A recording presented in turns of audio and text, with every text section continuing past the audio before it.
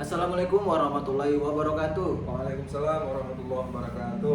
Baik, perkenalkan nama saya Nasrullah. Saya dari Universitas Muhammadiyah Kalimantan Timur, Prodi S1 Pendidikan Olahraga. Pada kali ini saya akan wawancara terkait kebijakan Menteri Pendidikan tentang kurikulum bersama narasumber saya. Saya Muhammad Arif, kebetulan mengajar di Madrasah Ibtidaiyah Muhammadiyah di Kecamatan Samboja, dan saya kebetulan megang mata pelajaran ke Muhammadiyah. Baik, baik Bapak. Kali ini kita akan wawancara santai saja terkait kebijakan Kementerian Pendidikan. Adapun pertanyaan-pertanyaan yang akan saya berikan, pertama adalah sebagai tenaga pendidik, bagaimana Bapak melihat kebijakan terbaru dari Menteri Pendidikan ini? Baik, melihat kebijakan Menteri Pendidikan yang baru ini, kalau kita melihat kan baru hitungan bulan beliau ini menjadi Menteri Pendidikan dasar dan menengah, ya.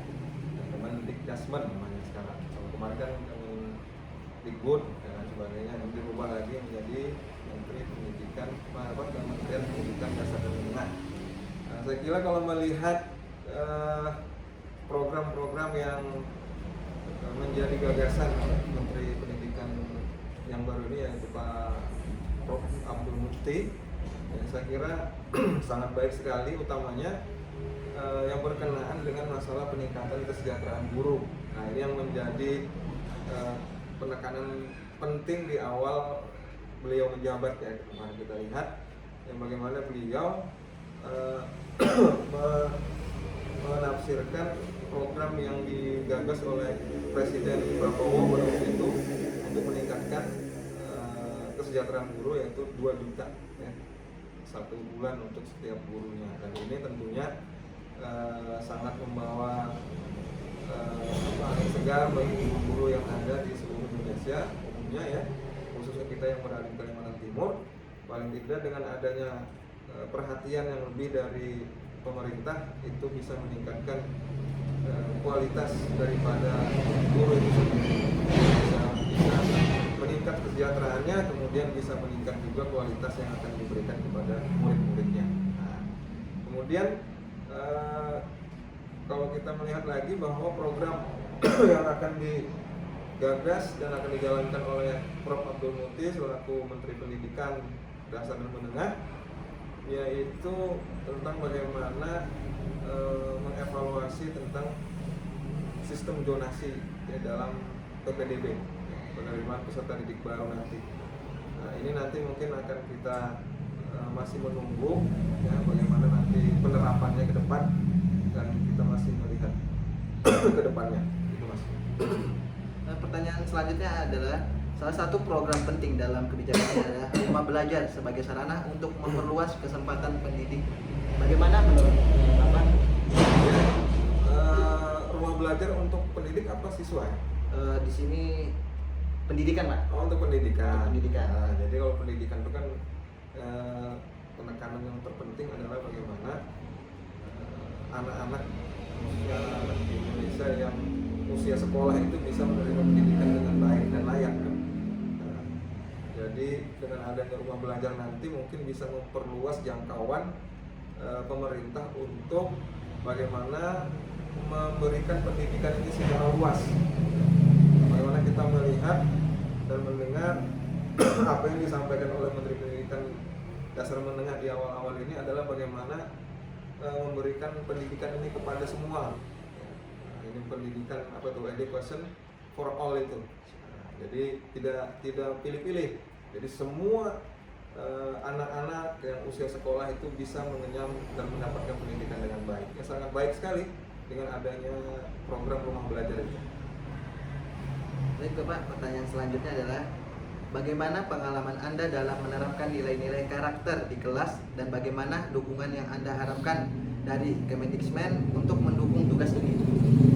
Ya, untuk penerapan karakteristik, ya, sistem karakter yang di sekolah, khususnya kepada murid-murid yang ada di sekolah, tentunya guru berusaha semaksimal mungkin, yang paling tidak dengan adanya program-program yang memang sangat kaitan erat dengan bagaimana untuk memberikan dan menumbuhkan karakter kepada peserta didik. Bagaimana kita menanamkan nilai-nilai agama, ya, khususnya kalau kita agama Islam, bagaimana kita bisa memberikan nilai-nilai agama itu kepada peserta didik kita, diantaranya bagaimana kita memberikan pembiasaan kepada murid-murid kita untuk melaksanakan ibadah itu dengan secara baik, misalkan dengan sholat berjamaah, ya, sholat sunnah dan lain sebagainya. Kemudian kita menanamkan bagaimana disiplin dengan baik. Nah, ini tentunya sangat beragam. Tiap sekolah itu mungkin berbeda di dalam menerapkan karakter kepada anak-anak itu. Tentunya anak-anak juga berbeda-beda untuk menerima itu, tidak sama satu sama dengan yang lain.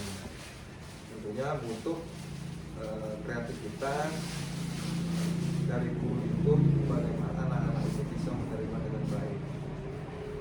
Baik Bapak, pertanyaan selanjutnya adalah apa harapan Bapak terhadap kebijakan pendidikan yang akan datang? Apa prioritas yang harus diperhatikan oleh pemerintah agar pendidikan di Indonesia semakin berkualitas dan merata? Ya, kalau harapannya ya, sebagai guru, paling tidak pemerintah bisa lebih memperhatikan utamanya kesejahteraan para guru.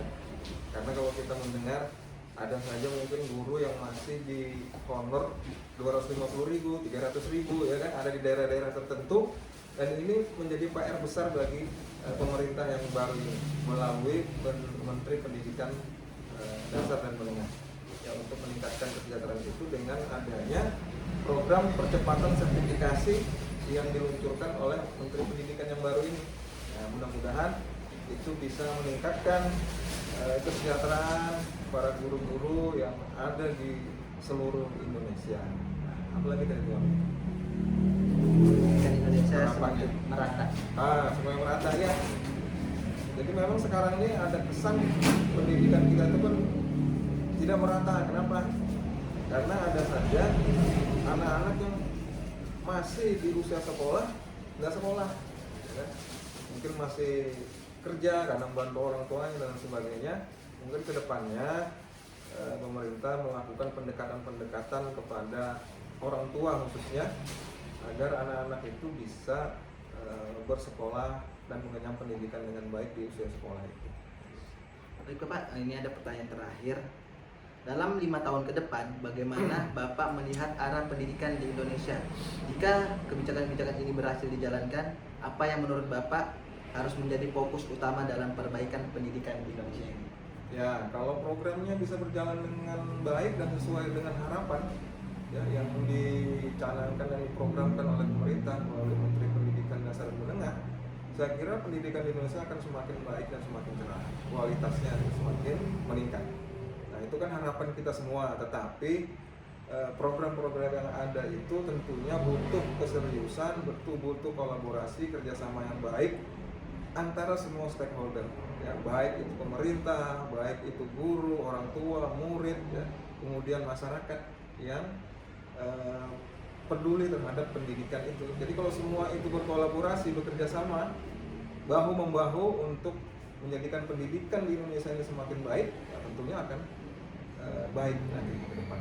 Ya, kerjasama aja sih pentingnya. Jadi bukan hanya tanggung jawab pemerintah, semua ya harus mempunyai dan berperan penting untuk menjadikan pendidikan ini semakin baik ke depannya.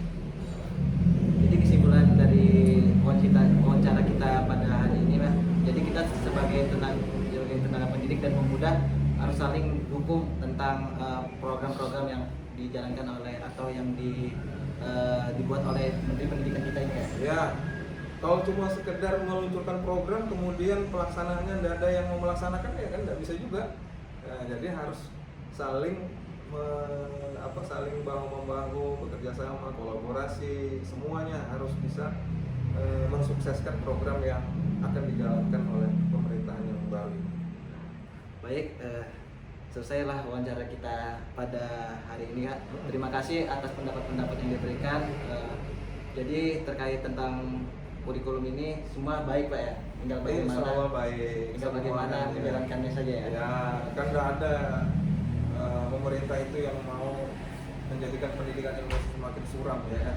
Pasti akan semakin baik dan semakin baik karena kita cita-cita nasional kita adalah bagaimana di 2045 itu akan menjadi Indonesia emas ya kan. Jadi bukan menjadi Indonesia gemas atau Indonesia cemas, tapi bagaimana memang betul-betul ke depan nanti 2045 kita bisa menjadi Indonesia emas. Untuk mencapai itu tentunya salah satunya adalah melalui pendidikan yang berkualitas.